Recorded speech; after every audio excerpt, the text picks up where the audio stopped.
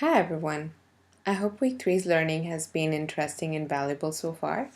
By now, you should have had the opportunity to read through the week's material, complete the poll, and engage in the online classroom discussions. If you have missed any of these, you still have about a day left before the start of week four. Thank you to those that have completed week three's activities. There were some great discussions around competencies and stakeholder engagement skills with discipline-specific real-life experiences and examples. Many of you have mentioned that in order to develop some of these skills, you would undertake specific training or modules, approach support groups, or attend workshops and conferences. Speaking of conferences, what is really interesting is that a large number of you had indicated in the poll this week that the most effective way to develop collaborative relationships is by attending conferences.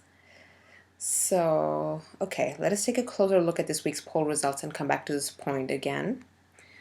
The poll question, once again, for this week was, what have you found to be the most effective way to develop collaborative relationships?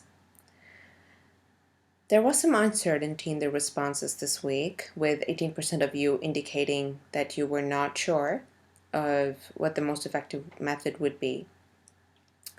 27% of you felt that you would contact potential partners via email.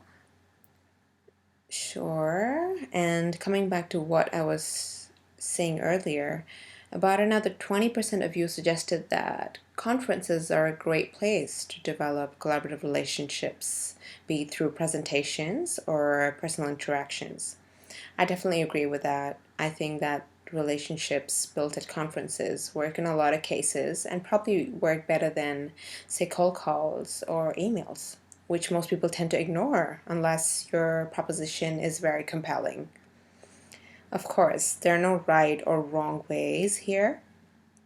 You can develop collaborative relationships in various different ways, and sometimes the methods come down to individual temperament. However, here are some critical features to remember for the maintenance of successful and sustained collaborative relationships. I've made a small list here. So these include building and establishing trust, integrity, for example, commitment and good faith, demonstrated in making and implementing agreements, for instance. Transparency, that is open and honest communication, for instance.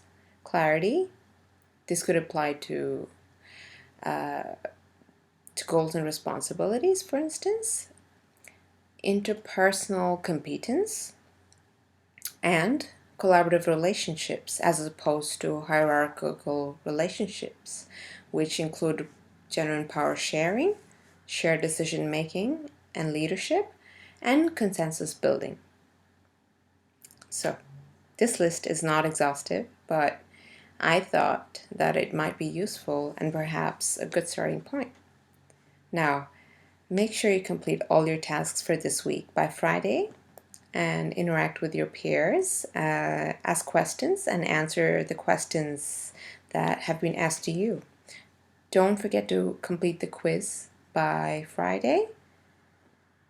The new and upcoming week, week 4, is a very exciting one, unlike the previous weeks. Week 4 material consists of 9 distinct case studies, each with their own set of strengths and challenges.